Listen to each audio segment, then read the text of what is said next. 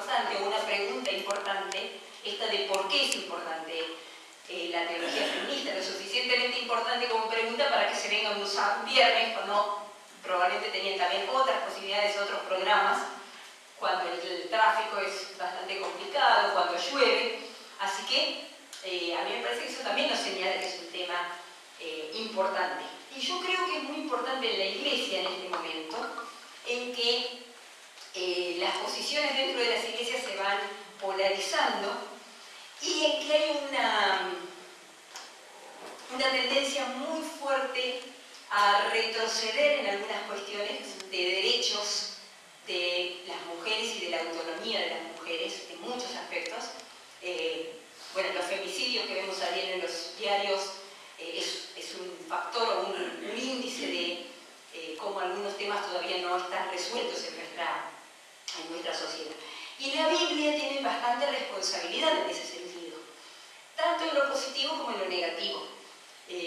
Antes de venir yo estaba con unos tíos míos que vivían acá muy cerquita y me decían, ¿y de qué vas a hablar? ¿No? Entonces, bueno, yo les contaba un poco lo que venía a hacer y les decía, para bien o para mal, la Biblia ha sido tanto la que comenzó justificando la esclavitud, la opresión de las mujeres y otra cantidad de cosas, como también ha sido la herramienta para que a lo largo de los siglos hayan ido cambiando esas posiciones, hayamos ido descubriendo muchos más derechos de las mujeres o de los, por ejemplo, en contra de la esclavitud, en contra de la discriminación, derechos humanos, etc. Es decir, que en realidad la Biblia da para todo. Y esto es algo que la gente fundamentalista no acepta o no reconoce, pero la verdad es que la Biblia da para todo. Se pueden sostener las posiciones más progresistas y las más conservadoras, las más igualitarias y las más discriminativas a partir de la Biblia. Y eso es en parte porque la Biblia refleja una cultura muy diferente a la nuestra, en la cual algunos valores que hoy no nos parecerían valores eran normales, y también porque refleja la cultura humana, la condición humana de discriminar, de tratar de ordenar, pero en ese ordenamiento separar demasiado, de tratar de establecer una identidad propia a partir de discriminar a otras personas u otros grupos, etc. Cuestiones que a veces justificamos y otras que no debemos justificar. ¿Por qué es importante la teología feminista? Yo espero que ustedes lo vayan descubriendo a lo largo de esta charla. Así que no voy a empezar por decirles yo por qué creo que es importante, porque ya largué algunas pautas, ¿no? de la necesidad que tenemos de decir una palabra en esta sociedad. Yo suelo tener problemas de tos cuando hablo mucho, por eso ando con un caramelo, pero ya está por ahora, por un rato por lo menos no voy a necesitar. Entonces, esta primera, gracias, tenía miedo de que la terminara regada. Esta foto es de un periódico o una revista que se llama Cosas de Género, que publica la Facultad Luterana de Teología en San Leopoldo, Brasil. Es la sigla, Escuela Superior de Teología, es la sigla. Y allí arriba tienen el nombre. Tenía que apretar esto, ¿no? Sí.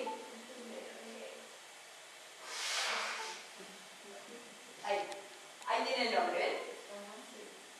Es una revista online de género, entonces si tienen interés, después les puedo pasar el dato, o la buscan y tienen distintos materiales. Y a mí me gustó esta foto porque, si ustedes ven, es una mujer que está mirando hacia arriba. Y una de las cosas que hace la teología es mirar hacia arriba, porque por alguna razón que tiene que ver con nuestra configuración mental, creemos que Dios está arriba, ¿no? Entonces siempre buscamos a Dios arriba, cuando en realidad empezamos cantando que Dios está acá, aquí. Y me gustó porque es una mujer. No sé si ustedes se dieron cuenta cuando cantábamos que todo lo que cantábamos estaba en masculino, tomado de la mano con el yo voy, etc.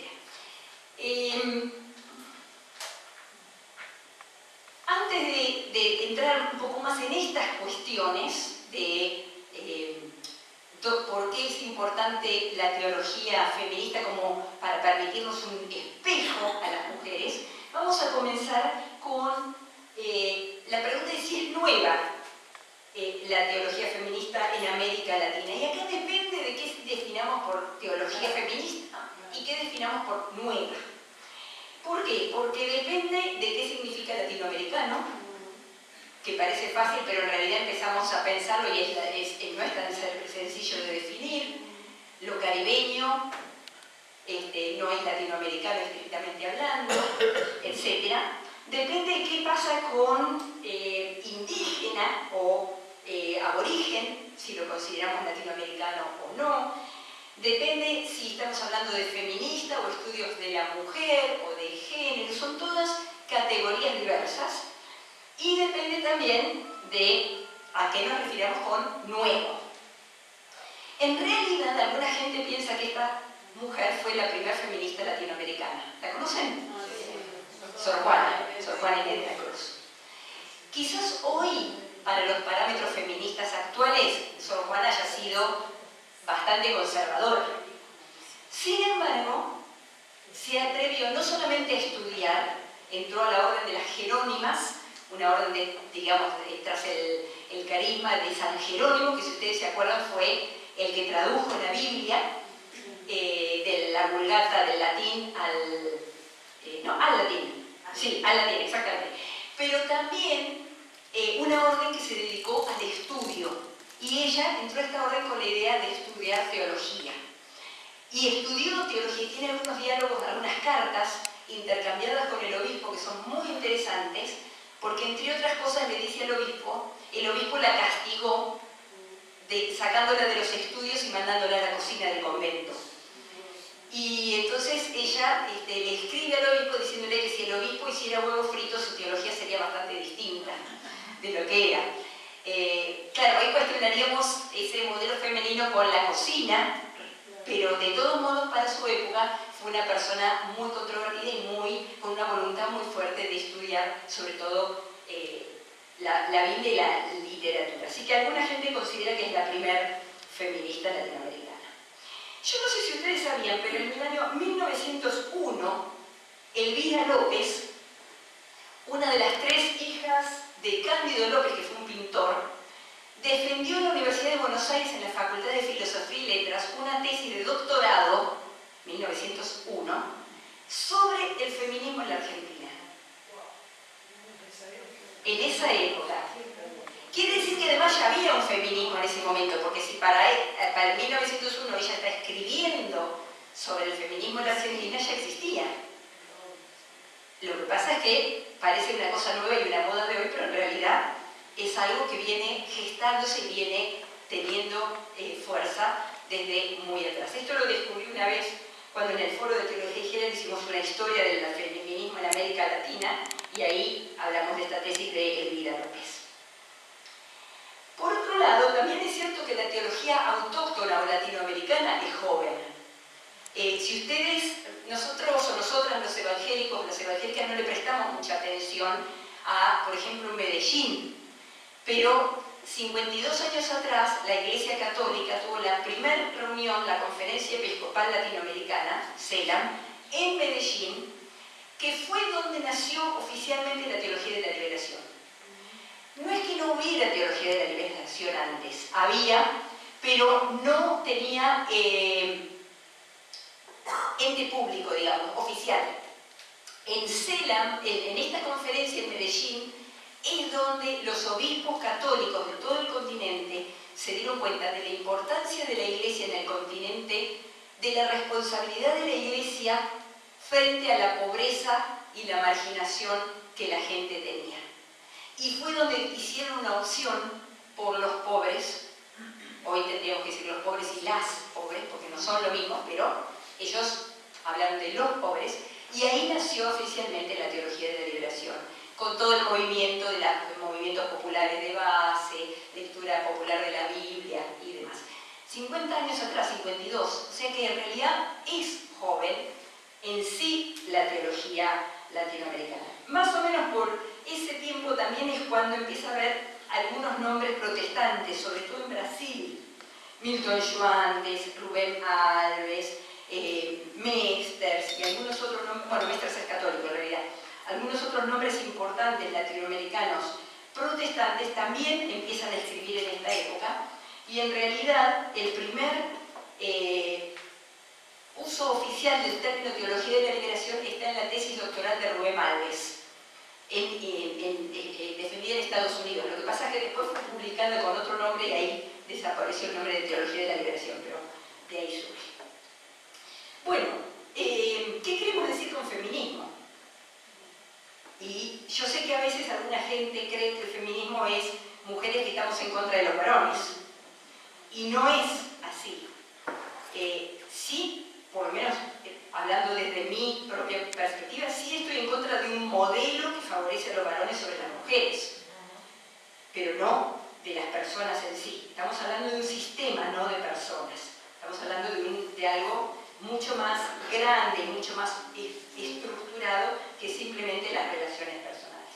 El diccionario de la Real Academia Española dice que es el principio de igualdad de derechos de la mujer y del hombre, y en segundo lugar es el movimiento que lucha por la realización efectiva en todos los órdenes del feminismo. El diccionario Larousse dice tendencia a mejorar la posición de la mujer en la sociedad. Hay algo de eso, pero hay mucho más que eso. Porque además, como vimos, de 1901 o antes a la fecha, ha ido enriqueciéndose.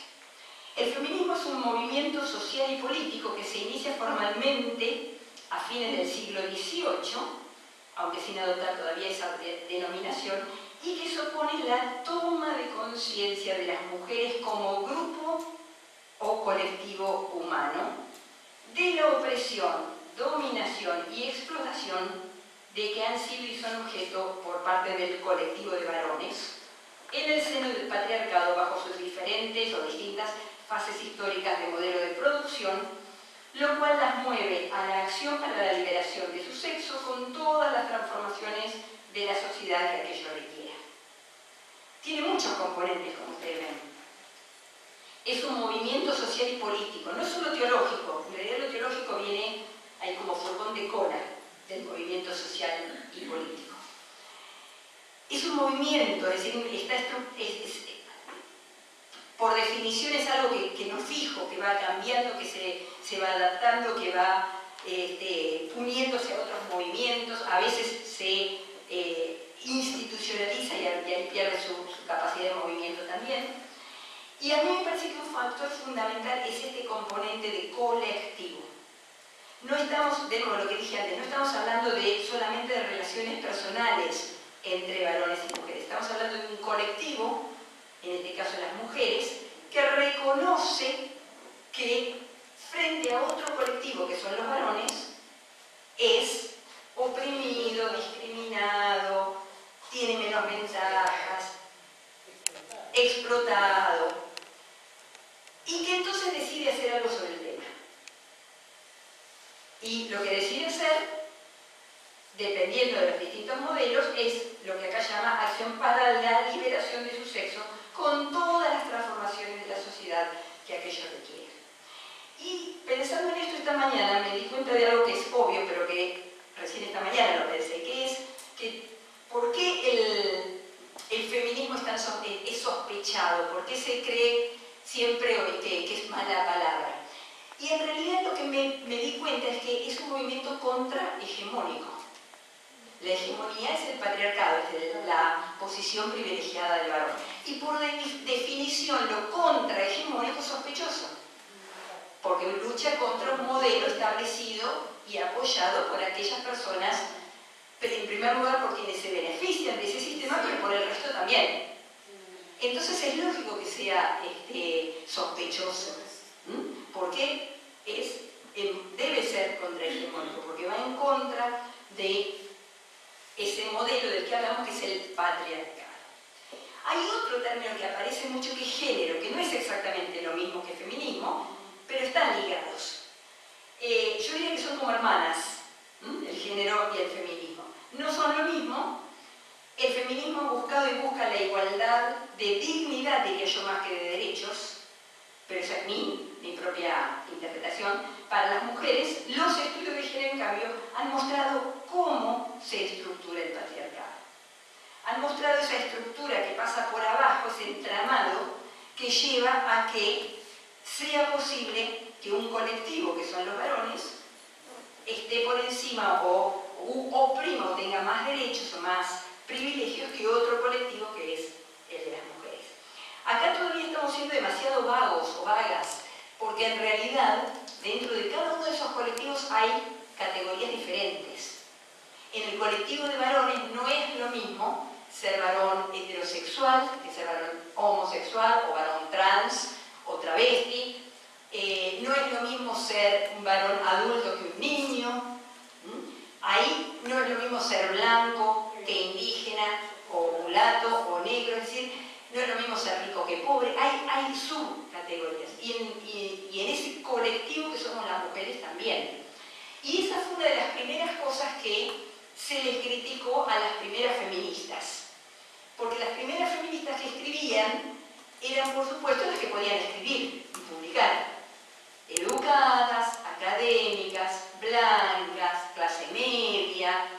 Entonces, a lo largo de los siglos también se ha dicho, bueno, ojo, porque ustedes hablan de la mujer como si todas las mujeres tuviéramos las mismas experiencias, pero ustedes se olvidan de las experiencias de explotación de clase, de raza, de edad, etcétera, etcétera, que hay. Es decir, que en realidad habría que multiplicar esas discriminaciones, porque no son solamente de género o solamente de raza o solamente de clase social, sino que se van multiplicando. Bueno, esta es una definición de género. Les doy un minuto para que... ¿Pueden leer desde el fondo? ¿Acá se ve? Sí.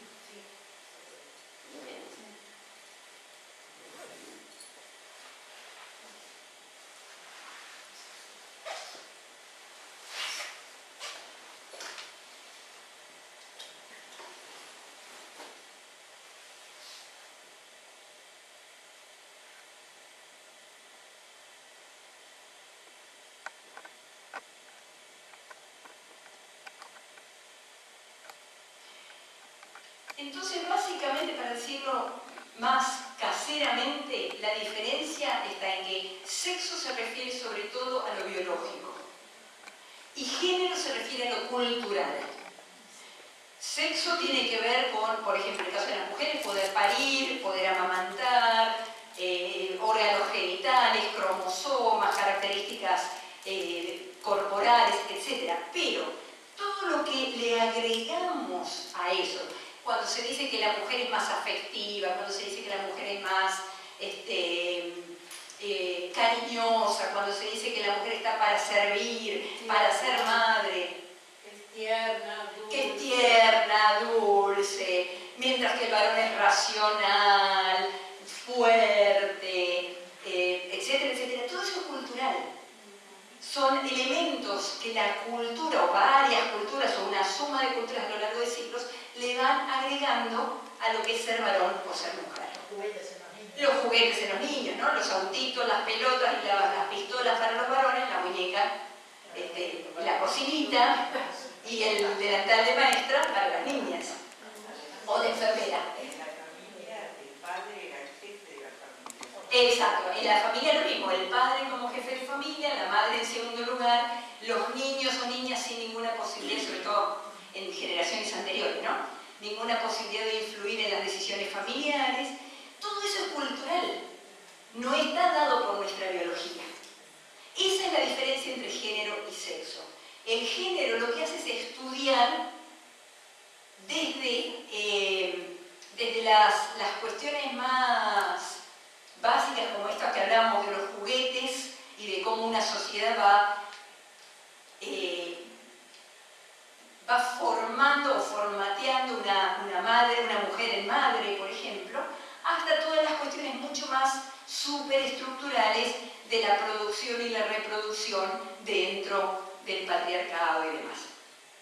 Para nosotras hoy, o nosotros, lo más importante yo diría que es que si es cultural o histórico puede ser modificado.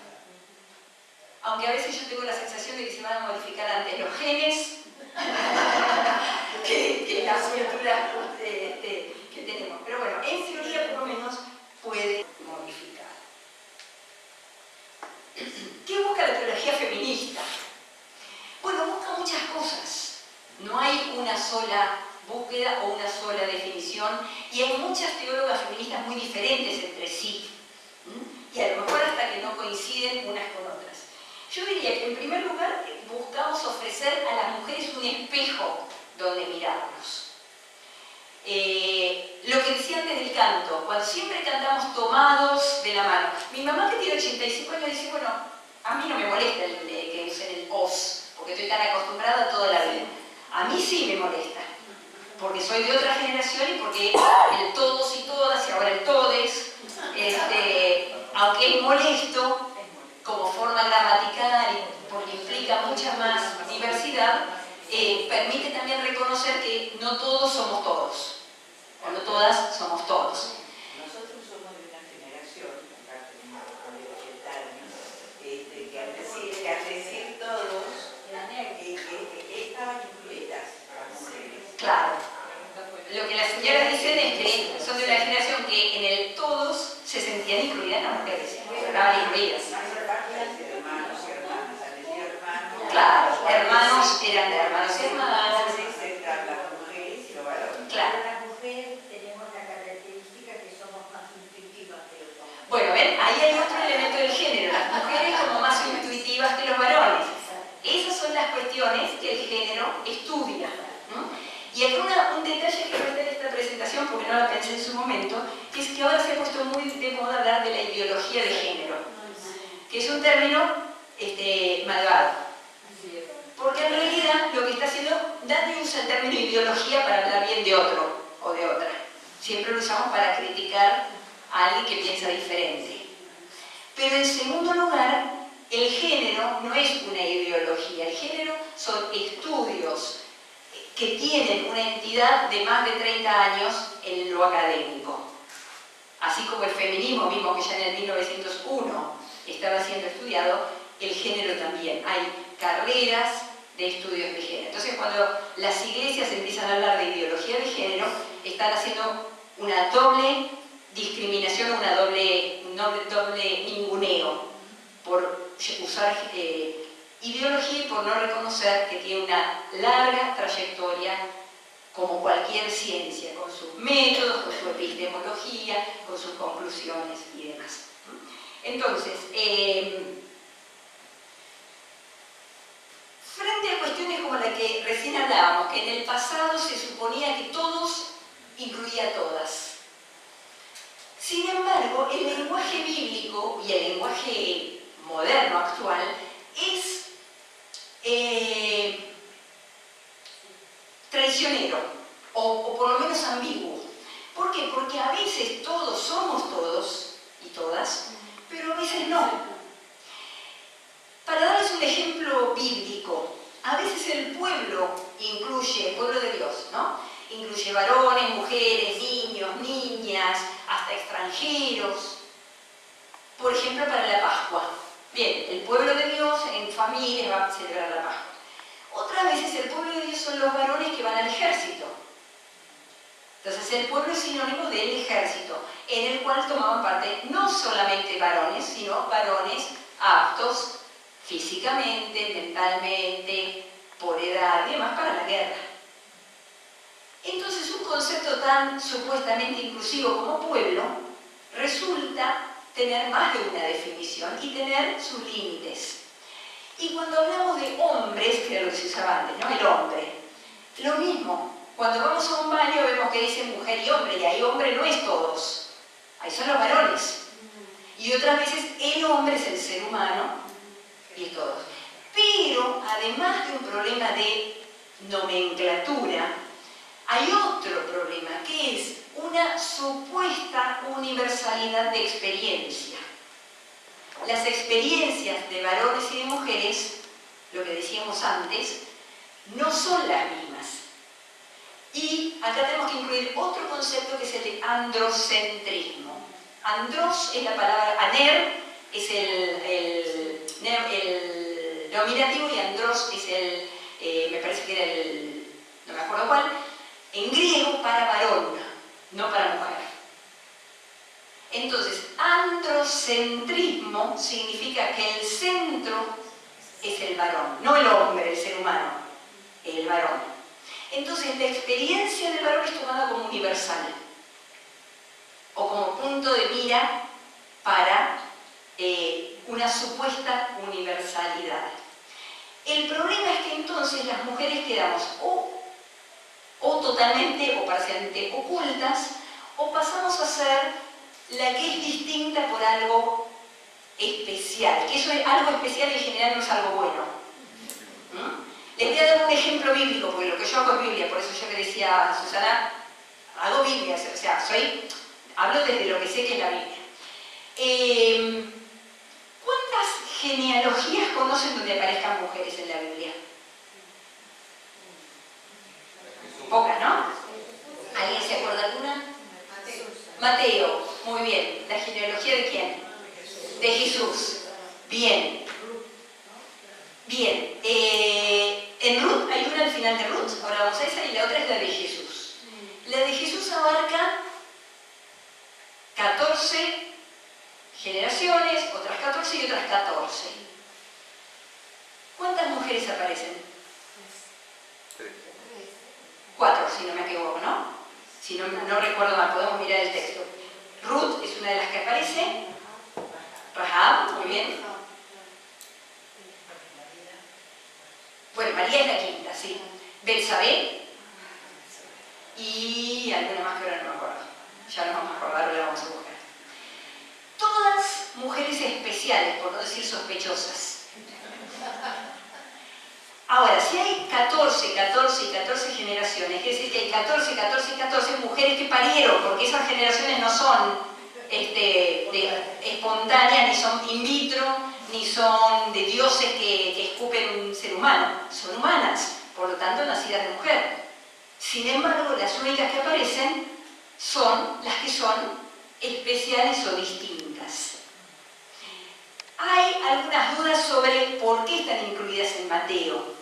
Si es porque su sexualidad era de alguna manera sospechosa, que era el caso con María, entonces para apoyar que María no era la única teniendo un hijo de soltera, o si es porque eran extranjeras y aportaron a la línea de Israel desde lo extranjero, porque Rahab era extranjera, Ruth era extranjera, Betsabé no se sabe, Urías el primer marido era un hitita, así que quizás ella era hitita, quizás no lo sabemos. Entonces, ¿cuál es la razón de que estén ahí nombradas? Sea una razón positiva o una negativa, fíjense que son 4 en muchas. Y eso, nos hemos acostumbrado tanto a que no aparezcamos que no nos llama la atención. Pero realmente la genealogía tendría que hablar de cada madre que tuvo un hijo y aún una hija, y no solamente de los padres que engendraron. Por eso, una de las razones por las que la teología feminista busca dar a las mujeres un espejo es esto, es encontrar elementos en las historias bíblicas que nos permiten encontrarnos como personas o como creyentes dentro de esa historia. Que mi modelo no sea solamente Abraham o David, que también puede ser Sara o Agar o Betsabé o alguna de las varias esposas de David, o María Magdalena o María la Madre de Jesús, o tantas otras incluso anónimas sin importancia aparente que son parte de la historia. Ese es uno de los elementos o una de las funciones de la teología feminista. No es dejar de hablar de las historias de varones, es complementar historias muy conocidas de varones con otras historias.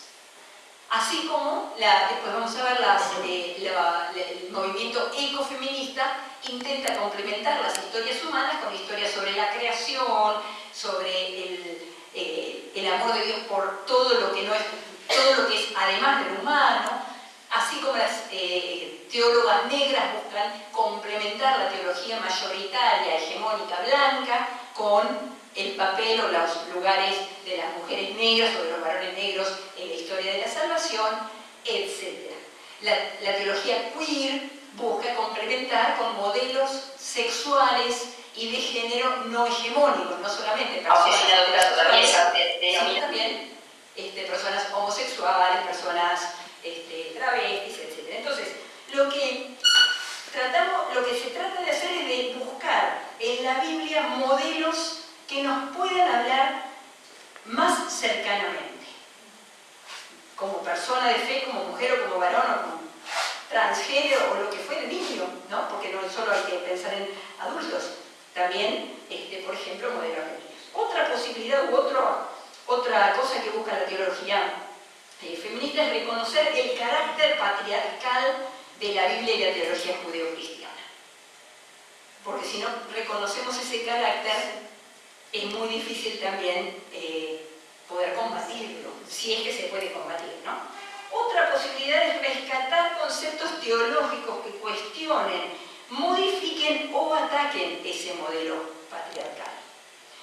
Un ejemplo que es muy usado es Gálatas 3:28, que es un texto, la gente que se especializa en Nuevo Testamento dice que en Gálatas 3, ahí en esos versículos 28-29, hay una fórmula bautismal que Pablo cita. Es decir, una fórmula que se usaba en el bautismo. Y en la época del Nuevo Testamento la mayoría de los bautismos eran de adultos, pero no todos. También a veces cuando se decía alguien y su casa, incluía niños o niñas, pero básicamente la mayoría de las personas que eran bautizadas eran adultos y adultas. Y esa fórmula dice, o como Pablo la cita, dice que en Cristo ya no hay varón y mujer, griego y hebreo, esclavo ni libre. Es decir, tres categorías sociales, quizás étnicas, depende cómo se entienda hebreo y griego, si se entiende desde lo étnico o desde lo cultural. Una categoría social fundamental como es la esclavitud o la libertad, y la otra una categoría de género, varón y mujer. No quiere decir que alguien dejara de ser varón y mujer o esclavo o libre. Lo que sí quiere decir es que la comunidad cristiana decidió que esas categorías del mundo greco-romano en que vivían no iban a ser importantes en la comunidad cristiana. Es más, no iban a dividir a la comunidad cristiana como el mundo estaba dividido. Y lo más importante es que lo pusieron en práctica. Tenemos muchas historias de los primeros siglos de iglesias, por ejemplo, lideradas por mujeres esclavas. ¿A quién se le hubiera ocurrido? Mujer y esclava. En la sociedad no tenía ningún papel, ningún peso. Pero hay una carta de Plinio que escribe al emperador contándole que le hicieron una denuncia de una mujer esclava que él la ha torturado, y lo que resulta de la tortura es que es una mujer que dirige una iglesia y que él quiere saber qué hacer con ella, porque no encuentra nada que sea en contra del imperio o del emperador, pero evidentemente sí era contrahegemónico, era un modelo diferente al impuesto por el imperio. Ese es un texto extrabíblico, pero que nos da un elemento importante para ver que la iglesia de los primeros siglos, en algunas comunidades y en algunos momentos, vivió modelos no hegemónicos, no patriarcales, basados sobre esa fórmula bautismal de que en Cristo ninguna diferencia cuenta. No hay diferencia de dignidad entre distintas personas. Ese es uno de los textos más importantes en esta cuestión de buscar elementos dentro de la Biblia que critiquen esos otros modelos patriarcales. Por supuesto, si después vamos a las cartas de Timoteo y Tito, vemos que justamente cuando dice yo no permito que la mujer hable, bueno, porque justamente pasaba, y las mujeres hablaban y hablaban con autoridad, y hablaban con el apoyo de su comunidad. Entonces vamos viendo cómo estas comunidades van negociando y a veces van aceptando un modelo que no era de Cristo o de Dios, sino que era del mundo. Pero bueno, nos pasa hoy también. Nos resulta muy difícil separar lo cultural o histórico de de lo religioso. Finalmente también se podría decir que otra posibilidad, otro anhelo de la teología feminista es reconocer que frente a Dios y a Jesús no hay diferencia de dignidad. Puede haber diferencias de roles, puede haber diferencias de derechos, aunque eso sería más discutible, pero no hay diferencia de dignidad. Nadie es mejor o peor frente a Dios, porque en realidad, cuando acercamos un poquito todas las diferencias, reconocemos que lo que vale es el amor con que Dios nos amó y no lo que podamos darle a nosotros o nosotras. Muy bien, abajo vamos a ver algunos ejemplos y nombres de estas distintas búsquedas. Aquí hay, por ejemplo, una cita, vamos a ver la primera parte. ¿Cómo vamos con la hora? ¿Todo bien? ¿Sigo? Muy bien. Y de paso aprovecho para decir que me olvidé que si ustedes quieren hacerle alguna pregunta, yo tengo tarjetas y bidones para que escriban y se la pasamos a Mercedes. No sé si vamos a poder hacerlas todas, pero por lo menos algunas de ustedes. Podemos leer por lo menos la primera parte de esta definición. Durante los últimos 1500 años las mujeres nos hemos inclinado ante un Dios exclusivamente varón. Hemos estado yendo a la iglesia y nunca nos hemos visto incluidas en ese círculo selecto de santidad. Nunca tenemos la opción de ser sagradas como los varones. Es lo que decíamos antes, necesitamos espejos donde podamos reconocernos. Y para poder reconocernos salvadas o sagradas, es necesario que veamos algo de nosotros en Dios. Si Dios es tan diferente de nosotras que no hay nada en común, es muy difícil reconocer que ese Dios es mi Salvador. Y estoy hablando en masculino, pero en realidad Dios no es ni varón ni mujer. No tiene sexo. Por lo menos en la Biblia jamás se lo ve desnudo de los pantalones de la cintura para abajo. Otros dioses sí, ¿no? En el mundo antiguo, en el Antiguo Oriente y demás, había dioses, procreaban, etc. De Dios no tenemos nada de eso. No tiene una característica sexual. Tiene imágenes de género muy importantes, como ser el guerrero, pero hay otras también que tienen que ver con lo femenino en Dios. Sobre todo en segundo Isaías, hay muchas imágenes de Dios como madre, como partera, como nodriza, como todo. Que en general no leemos de la misma manera que las imágenes masculinas. Entonces, el problema es que hemos internalizado esa diferencia entre Dios y nosotras, de tal manera que nos falta algo entre medio para sentirnos representadas de alguna manera allí. Cosa que no les pasa a los varones, porque como Dios es varón, supuestamente, y Jesús es varón, si vamos a la teología católico-romana, más todavía, ¿no? Porque por eso esa es una de las razones por las cuales no ordenan mujeres, porque Jesús era varón. Es discutible, pero digo, eso nos ayuda a entender por qué vivimos en un mundo donde tantas mujeres sienten que hay una diferencia o un abismo que es casi insalvable. Y también explica por qué a lo largo de los siglos las mujeres han buscado otras maneras de llevar adelante su religión o su religiosidad o su fe, que no es el culto oficial, a pesar de que nuestras iglesias tienen muchas más mujeres que varones en general. Pero así todo, proporcionalmente hay muchas mujeres que encuentran su espacio sagrado, no en la religión oficial con imágenes masculinas, sino en espacios más propios, más iguales a sí mismas. Muy bien, avancemos porque tenemos mucho todavía. Hablamos un poquito antes de los padres de la teología de la liberación, los sacerdotes o los obispos en realidad en Ceilán, algunos nombres en Brasil y en otras partes de América Latina, aquí Croato, Jorge Pixley en Nicaragua, varios en Brasil. No hay madres en nuestra teología latinoamericana, así como hay padres. es difícil encontrarlas, hay unas pocas. Una de ellas es Beatriz Melano. ¿Alguien la conoció? Sí. Sí. Tuvimos clase con ella. Tuvimos clase con ella, los que somos de la vieja generación. Beatriz Melano estuvo casada y después divorciada de Ricardo Couch. Ella murió en el 2004 en Uruguay, pero era argentina, pero de padre, por lo menos de madre uruguaya. No, me parece que los dos padres eran uruguayos. Ella fue la primer teóloga latinoamericana, si sacamos a Sor Juana, con un doctorado en teología de la Universidad de Estrasburgo, en Francia, sobre Ricoeur y la hermenéutica. Si ella es la que trae Ricoeur y la hermenéutica a América Latina.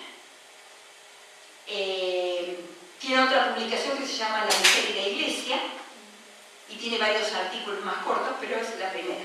Sin embargo, en nuestra época en la facultad no enseñaba teología. No. La teología estaba en manos de varones. Si bien tenía un doctorado, ella enseñaba realidad latinoamericana, por lo menos en mi época.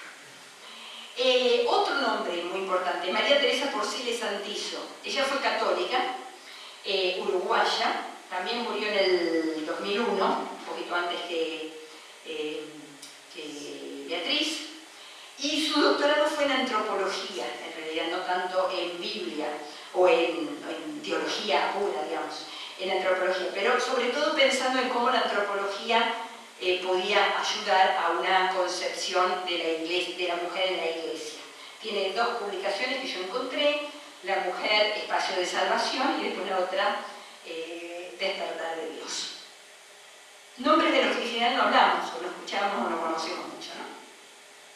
Bien, si miramos los últimos 30 años de la teología y de la Biblia, bueno, teología en general, hay 3 etapas.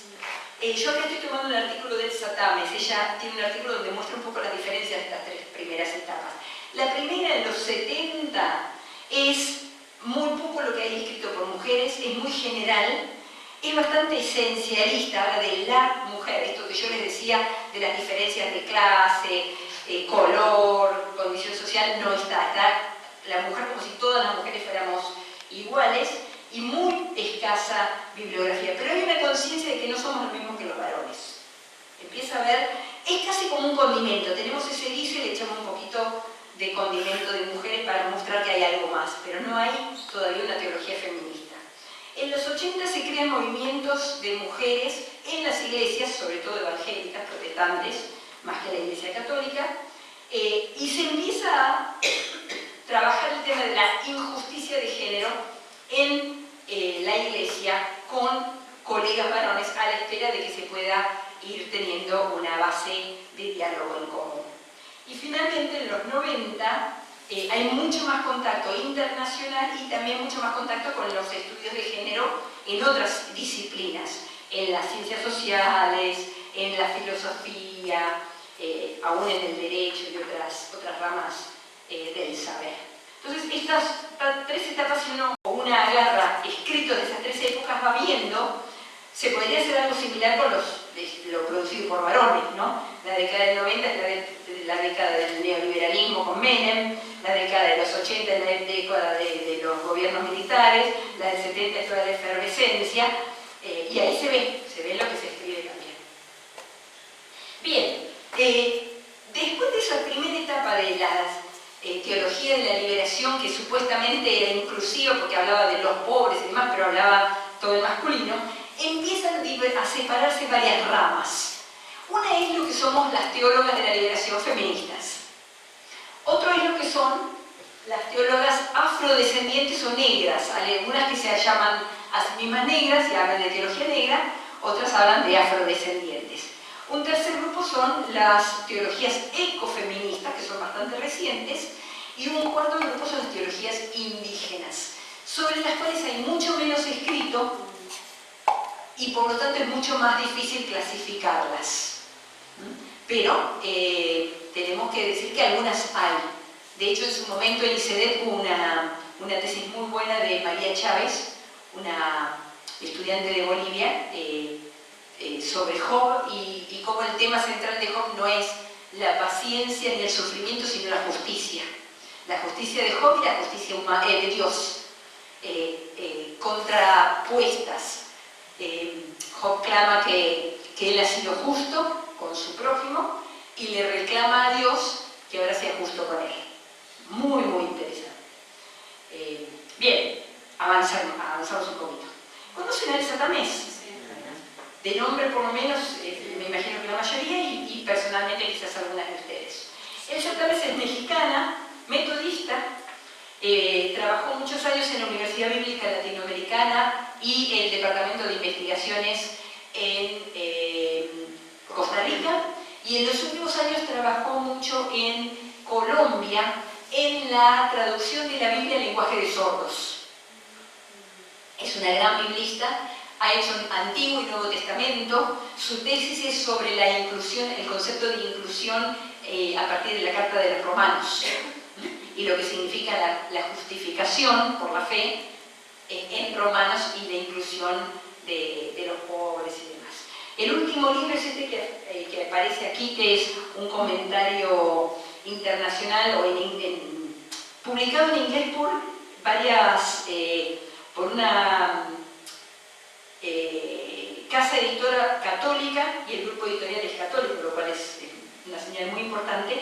Es un comentario feminista a cada libro de la Biblia. Y el que hace Elsa tiene el de Filipenses, me parece, en este libro, y otras dos personas tienen los de Colosenses y Filemón. Y empieza de nuevo. Tiene muchas publicaciones, ahí yo les escribí 2 o 3, pero tiene artículos, libros. Tiene un libro muy lindo que Mabel, que hizo conmigo Biblia, lo estudió en ICEDET, que es un comentario al libro del Eclesiastés, muy chiquito, que se llama Cuando los horizontes se cierran, ¿no? Es muy propio de esta época también. Muy interesante. Bueno, Elsa es una de mis preferidas.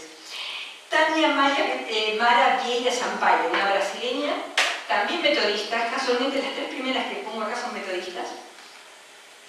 Ella hizo su doctorado en la Universidad Metodista de San Pablo sobre los movimientos de los cuerpos prostituidos en Oseas. Si ustedes se acuerdan, los primeros 3 capítulos de Oseas tienen que ver con la orden de Dios de Oseas de casarse con una mujer prostituta, o prostituta, como quieran decirle. En general, los comentarios tradicionales culpan a la mujer por todo lo malo que le pasa a Oseas, a ella por ser infiel, etcétera, etcétera. Los comentarios feministas tradicionales defienden a Gomer y tratan de demostrar que no era prostituta, y lo que hace Tania es decir, no, sí, yo creo que era prostituta, pero ¿por qué? Porque en realidad hay un sistema socioeconómico que la prostituye.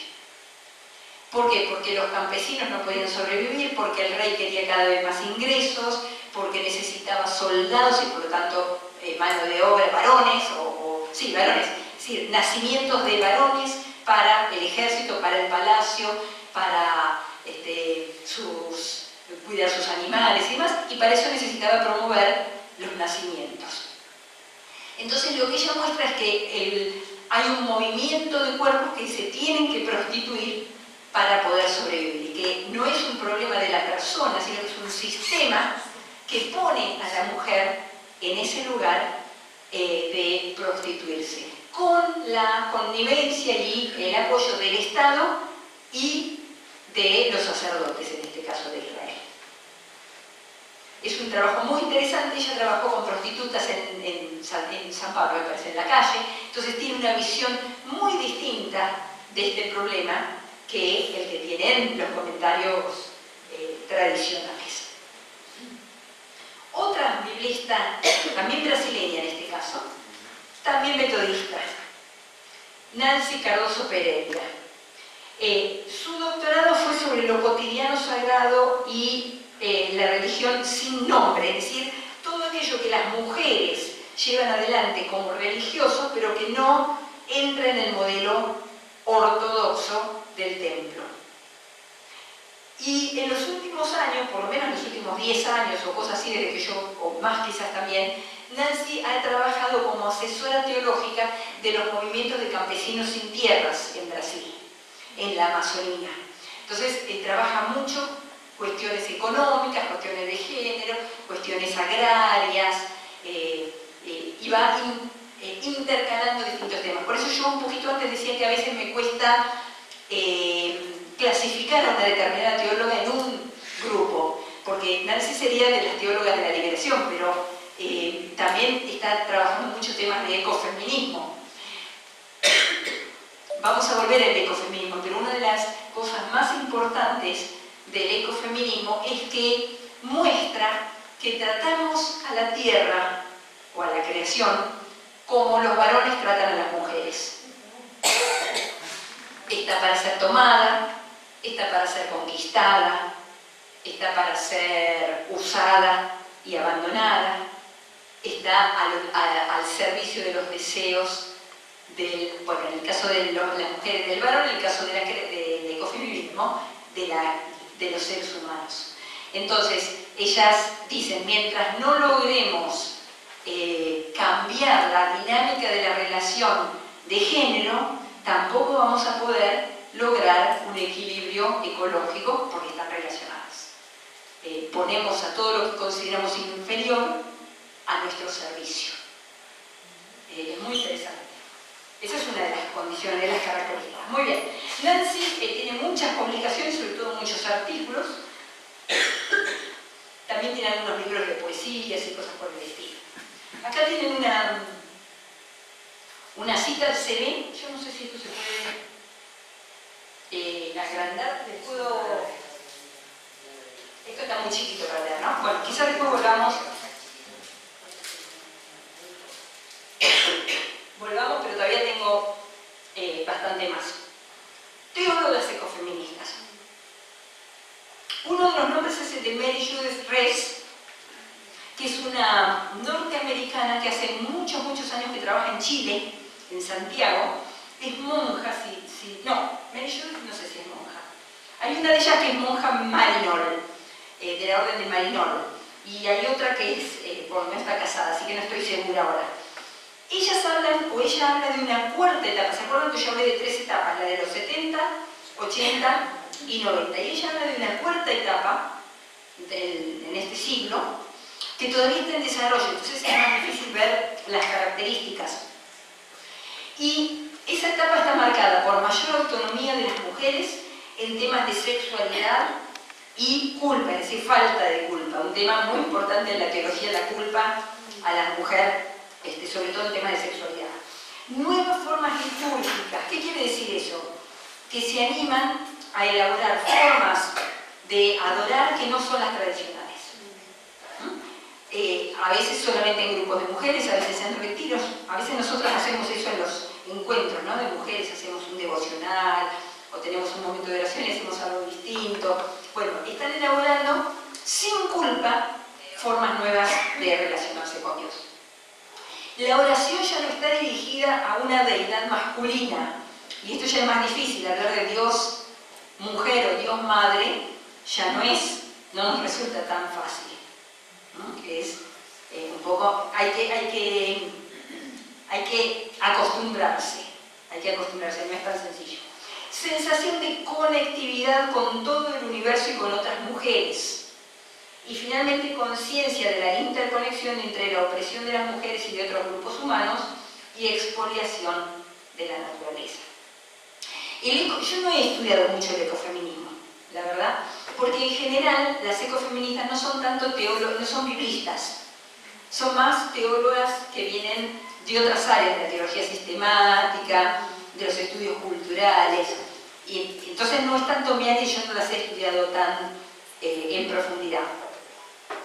A veces, uno de los problemas que nos encontramos, que es más un dilema que un problema, no es realmente un problema, pero sí es un dilema, es que en esta búsqueda de nuevas formas de espiritualidad, nuevas imágenes, nuevas formas de oración, hay una línea muy delgada entre lo cristiano y lo que dejaría de ser cristiano.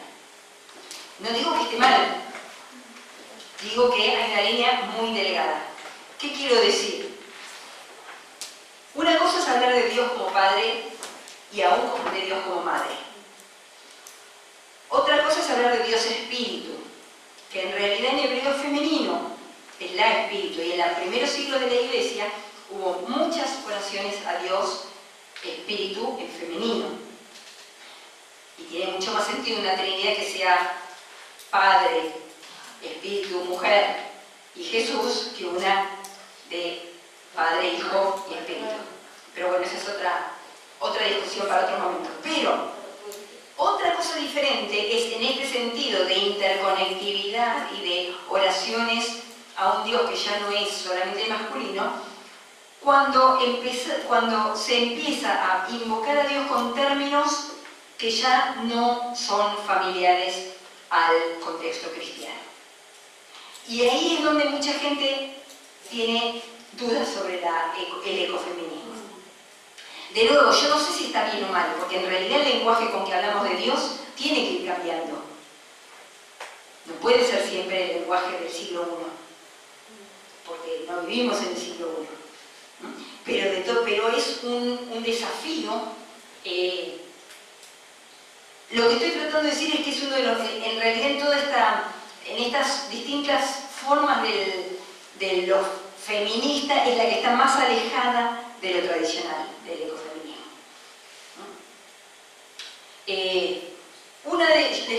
No sabré de Ivone Guevara. Ivone Guevara es una brasileña, monja, católica,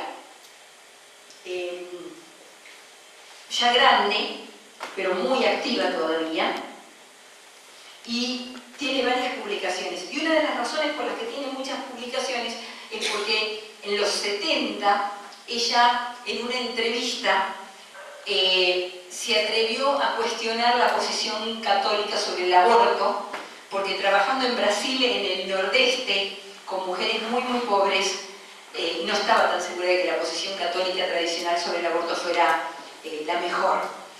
Y de alguna manera eso salió publicado, aunque en realidad lo que ella hacía era solamente una pregunta, ni siquiera un desafío abierto a la Iglesia, pero el Papa la condenó a un año de silencio, la mandó a Bélgica a estudiar para que se olvidara de esas ideas, y bueno, entonces ese año escribió un montón de cosas y cuando terminó el año publicó un montón de cosas porque obviamente no había cambiado su manera de pensar. Y uno de ellos, los libros que escribió es ese que se llama El rostro oculto del mal. Es uno de los libros que publicó, que escribió durante ese año. Sigue escribiendo, sigue publicando y sigue siendo una voz muy importante en América Latina. Vamos a ver ahora algunas teólogas negras o afrodescendientes. En realidad la teología negra no es nueva en el continente, está desde que hay negros en el continente. Lo que es nuevo es que escriban y que consideremos lo que escriben como parte de lo académico. La primera es brasileña, católica, no es biblista, tiene una maestría en ciencias bíblicas, pero se dedica más a los estudios culturales.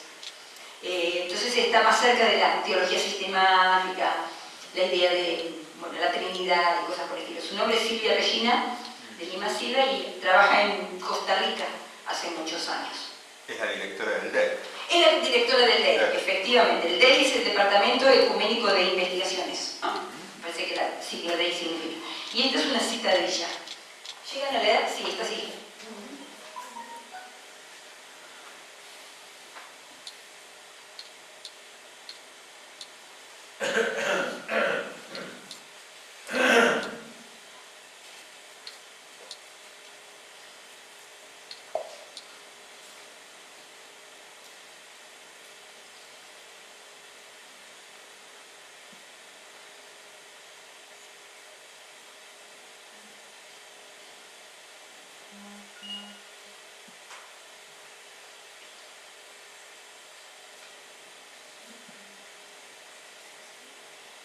Entonces, lo que ella está diciendo es que hay un doble desafío para las teólogas negras. Por un lado, pues de construir la teología hegemónica, anglosajona o blanca, o digamos, hegemónica, lo que fuere, que no reconoce el aporte negro, que es etnocéntrica, que es clasista, etc. Y por el otro lado, lo que yo les decía del espejo, en el segundo párrafo, reflexionar la experiencia de fe vivida por las mujeres negras y hacerlo parte del discurso de modo que también puedan reflejarse en ella las mujeres, de modo que puedan hablar de las experiencias liberadoras de Dios desde su propia realidad, como hacemos todos o todas, porque en realidad lo que hacemos es hablar de nuestras propias experiencias de liberación. Esta mujer sí es biblista, se llama Maricel Mena López, colombiana, estuvo hace un par de semanas, tuvimos una conferencia de ella aquí en Buenos Aires, católica, y ella trabaja básicamente cuestiones también de cultura, de mestizaje. Su tesis es sobre las raíces africanas en la historia, en el origen de Israel.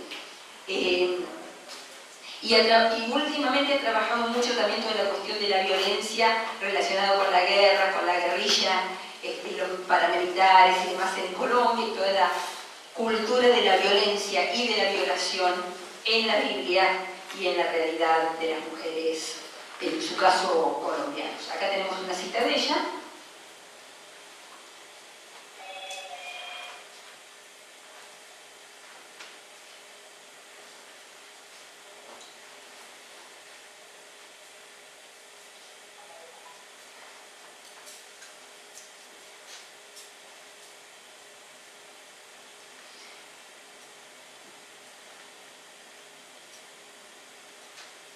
Noten esta segunda frase: el texto es un pretexto para hablar de nuestra propia realidad histórica.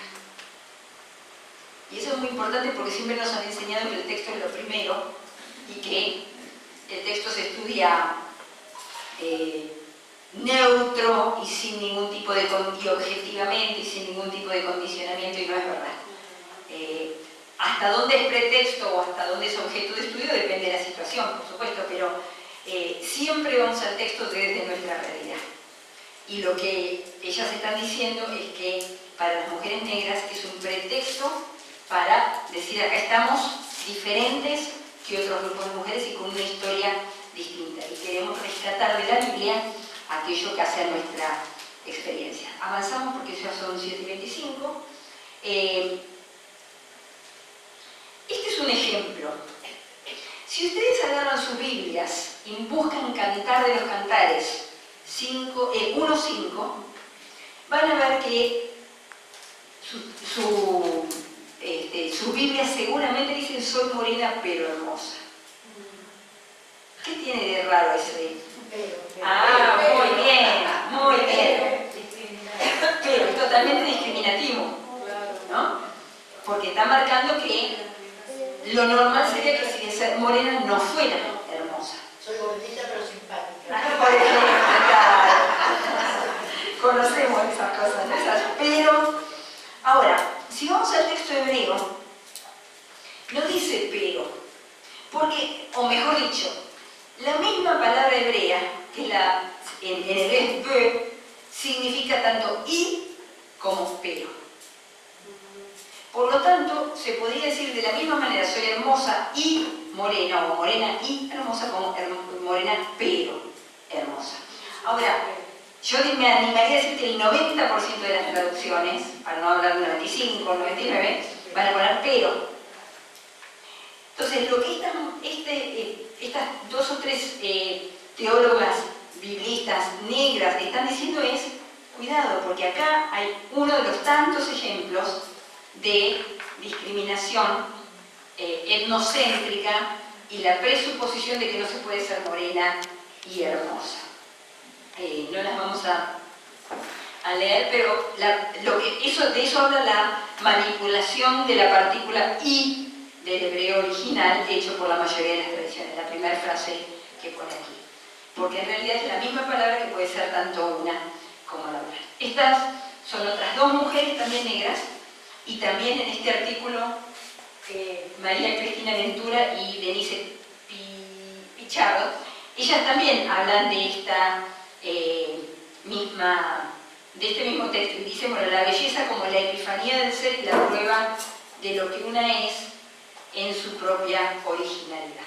Entonces, así como las feministas tratamos de que se reconozca la experiencia de las mujeres como diferente pero igualmente válida de los varones en nuestra realidad, en nuestra experiencia de fe, de lo sagrado, en nuestro encuentro con Dios, en nuestra lectura de la Biblia, las afrodescendientes tienen una doble tarea, porque tienen que luchar por el reconocimiento de su rol o de su experiencia como mujeres y además como mujeres discriminadas socialmente, por color de piel, como en este caso morena, pero hermosa, por clase social, porque la gran mayoría de mujeres negras no pertenecen a la clase media o alta, sino al contrario, etcétera, por una cultura diferente, etcétera. Entonces, todas estas son luchas distintas por encontrar dentro de esa iglesia que supuestamente no hace diferencia entre varón y mujer, esclavo y libre, judío y griego, una posibilidad de que sea así. Bien, tenemos ¿cuánto más? A ver, yo diría, podemos seguir, pero ¿qué dicen ustedes? ¿Podemos seguir un poquito más? Sí. ¿No, no están agotados? Bueno, y cualquier cosa, levanten la mano el que quiere que le dé una tarjeta de Guilherme para hacer una pregunta. Yo miro acá. ¿Quieren seguir? Bien. Un poquito más. 10 minutos. 10 minutos, ¿les parece? Muy bien, les traje un ejemplo. Hay un texto que voy a pedir a quien quiere leer. ¿Quién quiere leer? Buenísimo. Está en Génesis capítulo 12. Si ustedes se acuerdan, Génesis capítulo 12 es el llamado Abraham. Un poquitito después, versículos 10 al 20, es este grupo de micrófono, así se queda grabado. Entonces, vamos a leer Génesis capítulo 12 del 10 al 20, que es justo después del llamado Abraham, que es en al principio del 12. Dice así, Abraham en Egipto es el título. Abraham en Egipto. Entonces hubo hombre en aquella región y Abraham bajó a Egipto para establecerse allí por un tiempo, porque el hambre acosaba al país. Cuando estaba por llegar a Egipto, dijo a Sarai su mujer, yo sé que eres una mujer hermosa, por eso los egipcios apenas te vean dirán, es su mujer, y me matarán mientras que a ti te dejarán con vida. Por favor, di que eres mi hermana, así yo seré bien tratado en atención a ti y gracias a ti salvaré mi vida.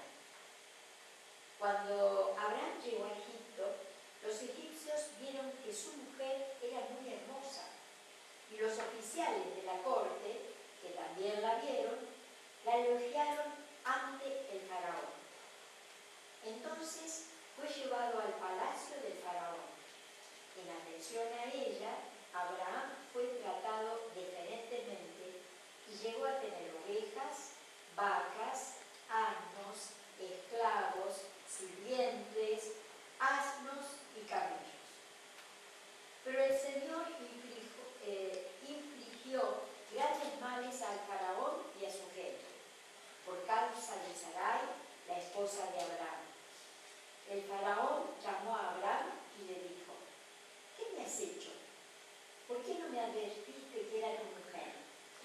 ¿Por qué dijiste que era tu hermana, dando lugar a que yo la tomara por esposa? Ahí tienes a tu mujer, tómala y vete. Después el faraón dio órdenes a sus hombres acerca de Abraham, y ellos lo hicieron salir junto con su mujer y todos sus bienes.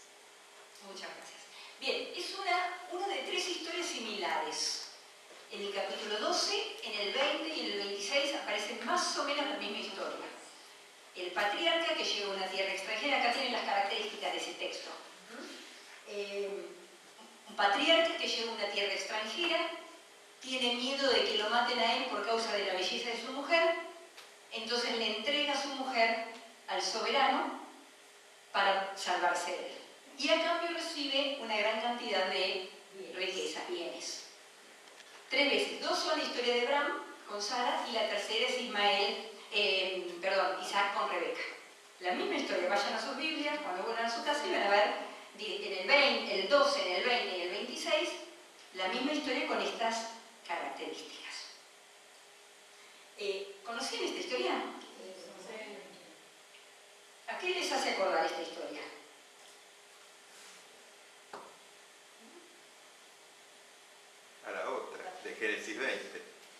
a la de Génesis 20, Que vuelve a copiar el mismo modelo y vuelve a contar la misma historia. exacto.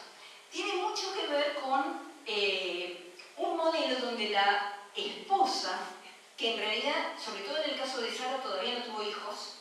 Acuérdense, en el 12, al principio del 12, los primeros 9 versículos, es el llamado. Vete a la tierra que yo te mostraré, yo te daré una gran nación, te daré una tierra. Y llegan a esa tierra y lo primero que hacen es, como hay hambre, seguir a Egipto. Y lo primero que hace Abraham antes de llegar a Egipto es deshacerse de Sara por las dudas lo vayan a matar a él. Después la recupera y todo esto. Pero esa es esta historia, ¿no? Ahora, estuve buscando algunos comentarios tradicionales a esta historia para contrarrestarlos con algunas lecturas feministas. Y encontré un cursito, no sé de qué porque no tenía título, o mejor dicho, no tenía autor, tenía autor pero no era en una página de una editorial o de algo que pueda reconocer de dónde viene. Creo que era de algún grupo evangélico, pero tampoco estoy segura. Pero me llamó mucho la atención el título: Hombres que lo dejaron todo para servir a Dios. Creo que el autor no estaba pensando en que dejar todo incluía a Sara, pero en realidad es lo que hace Abraham acá, ¿no? Este es un ejemplo, por ejemplo, de ese tipo de evaluación de lo que hace Abraham. Abraham deja todo para servir a Dios, deja casa, familia, etcétera, etcétera. Dios lo bendice, es un siervo modelo, etcétera. Ahora, ¿cuáles son las preocupaciones de los comentarios tradicionales cuando uno lee sobre este texto? La edad de Sara y su posible sex appeal siendo ya tan grande.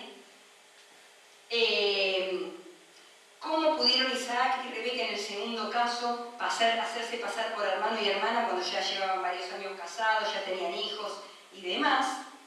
El origen y la cronología de los 3 relatos, quién copió a quién, etc. Nada sobre Sara o Rebeca o las demás mujeres puestas en una situación así. Y en todo caso, si los hay, las acusan de ser infieles, promiscuas, etcétera, etcétera. Sin embargo, encontré por lo menos a un varón que no justifica o disculpa al patriarca. Y fíjense en la oración del medio, qué interesante. Formalmente esta secuencia de eventos se parece mucho a la transacción conocida como prostitución. Me llamó mucho la atención que lo dijera, porque no todos los varones en sus comentarios tradicionales lo reconocen. Claro, porque no es la experiencia. Acá es donde vemos cómo la experiencia en realidad marca mucho aquello que notamos en los textos. En otras palabras, la culpa claramente es de Abraham y sin embargo, nos dice el texto, Yahvé afligió al faraón y su casa con grandes plagas. De ahí él sigue preguntándose, bueno, ¿cómo puede haber sido esto, la culpa y demás? Pero ya salimos del tema. Un ejemplo de un comentario de una feminista, ¿no? A través de estas dinámicas familiares vemos que es el individuo el que genera las metas e identidad de la familia. No es, el individuo, sino la identidad de la comunidad es la que forma el comportamiento del individuo. Entonces lo que hace este comentario es tratar de explicar y demostrar cómo en una sociedad donde la comunidad moldea al individuo y no al revés, el individuo que no se adapta o no se adapta al modelo tradicional, el caso de Sara ser madre, porque todavía no lo era, de alguna manera queda desprotegido, sobre todo si es mujer. Es distinto cuando Sara ya tiene a Isaac, y más distinto todavía cuando logra deshacerse de Agar e Ismael y queda como el primogénito. Pero lo que está haciendo es mostrar la desprotección de las mujeres en modelos patriarcales donde lo que vale es el padre. Y finalmente, otro ejemplo de una biblista mucho más reciente y quizás conocido ustedes porque también es metodista y es argentina, María de los Ángeles Roberto, la central, ¿no?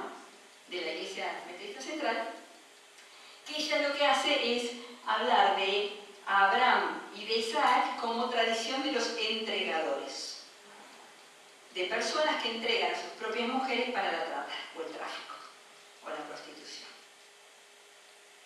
Ahora, nos cuesta hablar de Abraham como un proxeneta, porque estamos acostumbrados a hablar de Abraham como el padre de la fe. Ahora, la pregunta es, ¿qué hacemos con un texto así? Podemos no leerlo, como hacemos generalmente en nuestras iglesias, no lo trabajamos, no lo leemos, no está en nuestros leccionarios, no es parte de nuestra vida devocional. Podemos criticarlo, como hago yo, y María de los Ángeles y otras. Pero creo que también podemos usar este tipo de texto para hablar en la iglesia de situaciones que ocurren a diario y que probablemente también afectan a mujeres en nuestras propias iglesias. Está probado que el primer lugar a donde muchas de las mujeres que han sido víctimas de trata y logran escapar acuden es a una iglesia. Ahora, si cuando llegan a esa iglesia, por ejemplo una iglesia católica, lo que el sacerdote le dice es ande y confesate, hay un mensaje que le estamos dando. Que es culpable. Que es culpable, claro. Si el mensaje es,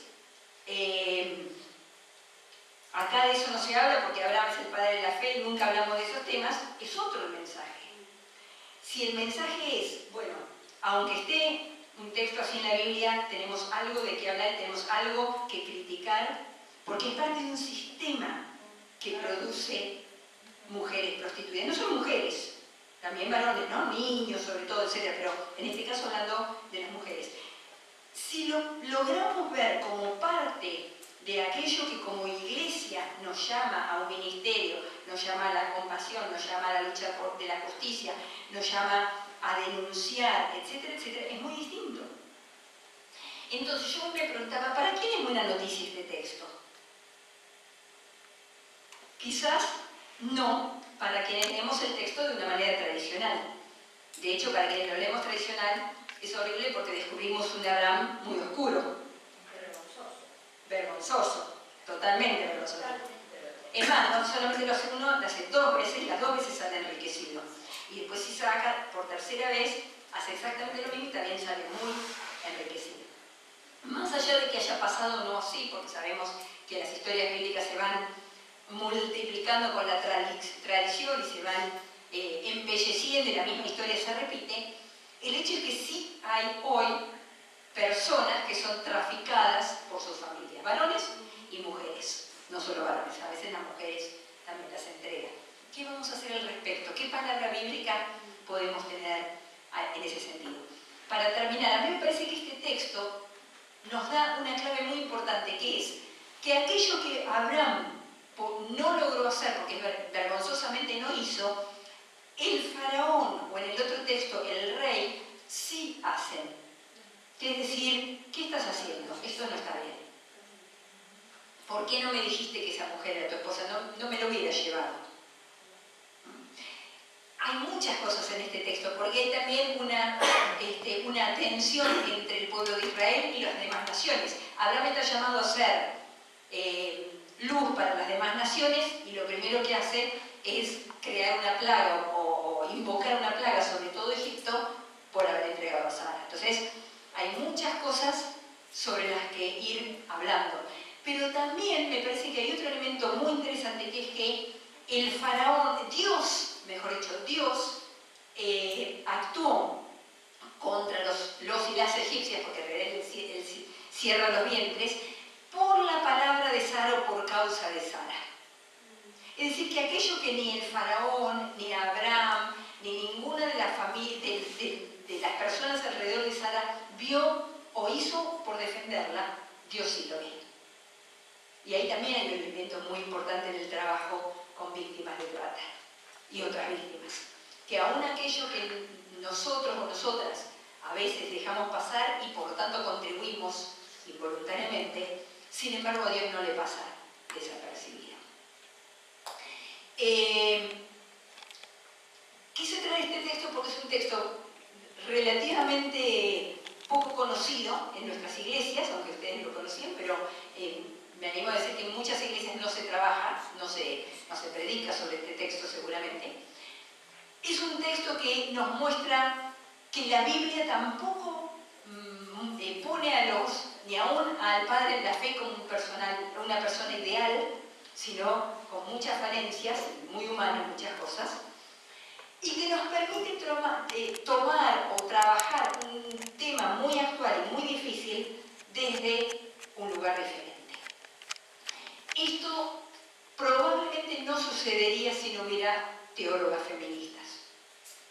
Por el hecho de que las teólogas feministas, por la propia experiencia de ser mujeres o por trabajar con mujeres, vemos este tipo de injusticia para con las mujeres con más facilidad que los varones. No quiere decir que ningún varón lo vea, pero quiere decir que es más fácil para nosotras identificarnos con el sufrimiento de Sara que lo es en general para un varón que tiende a identificarse como el texto bíblico con Abraham, ¿no? Así que por eso yo pensé que era un buen ejemplo como para cerrar, son menos cuartos ya, así que creo que deberíamos cerrar acá. Es un texto que da para más, pero bueno, por lo menos les sirve de ejemplo de cómo podemos trabajar textos difíciles en nuestras congregaciones. Y las invito y los invito a trabajarlos. Sí, ¿sabes? Yo pensaba yo también, es una manera de decir a las mujeres no callarse, porque si Sara, en lugar de hacerle caso a Abraham, le hubiera dicho a Faraón desde un principio quién era, quién sabe, a lo mejor el Faraón no la tomaba nunca. Claro, si Sara hubiera dicho algo, a lo mejor la situación hubiera sido distinta, pero también es cierto que en ese sistema Sara no era una mujer autónoma. Lo miramos desde hoy, desde una supuesta autonomía que tenemos las mujeres. Algunas las tenemos, los feminicidios nos dicen que no todas las mujeres tienen, o las mujeres traficadas, ¿no? No todas lo tienen, pero también es cierto que nos llama a hablar, eso sí. ¿Usted quería decir? Yo pensaba que nosotros como cristianas, no tenemos que poner más, tomar como ejemplo, lo que vino a decir Jesús cuando empezó su camino por la vida, y se acercaba mucho a las mujeres y todo, o sea, no irnos tan atrás, si bien habrá Isaac, pero me parece que como cristianos tenemos más relación con las enseñanzas de Jesús. Bien, lo que la señora está diciendo es que como cristianos o cristianas tenemos más relación con las enseñanzas de Jesús que con textos más antiguos como los de Abraham. Y lo que aprendemos es que Jesús se relacionó con mujeres.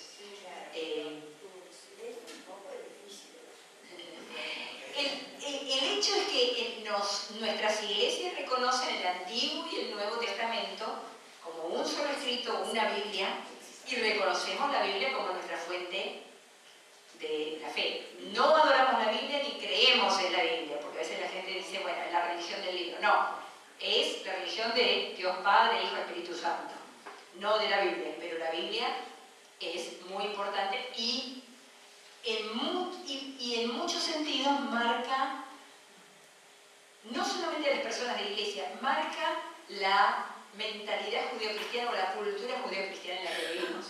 Hay un caso... Pero me tengo que retirar. Permiso. Hay un caso muy claro que es el de Adán y Eva. ¿Quién no conoce de Adán y Eva? ¿Quién no culpa a Eva por todos nuestros males? Más allá de las iglesias, ¿no? Entonces, hay que detectar esos elementos de nuestra tradición para poder también criticarlos o convertirlos en elementos positivos. Pensaba en la historia de David y Betsabé, y cómo se instaló en muchos lugares que Betsabé estaba haciendo algo indebido, que era bañarse en la terraza. Cómo está instalado esto de que cuando una mujer es víctima de violación es porque llevaba una pollera corta, porque se pintaba mucho, porque iba a lugares, y ahí está claramente determinado esto, ¿no? Exactamente. La culpa de Betsabé. Exacto, el ejemplo de Betsabé es muy claro de la culpabilización de la víctima. Yo me acuerdo hace años un profesor dijo, voy a dar un curso sobre historias de amor en la Biblia. Y dijo, voy a hablar de David y Betsabé. Y yo dije, esa no es una historia de amor, esa es una historia de violación. Porque la diferencia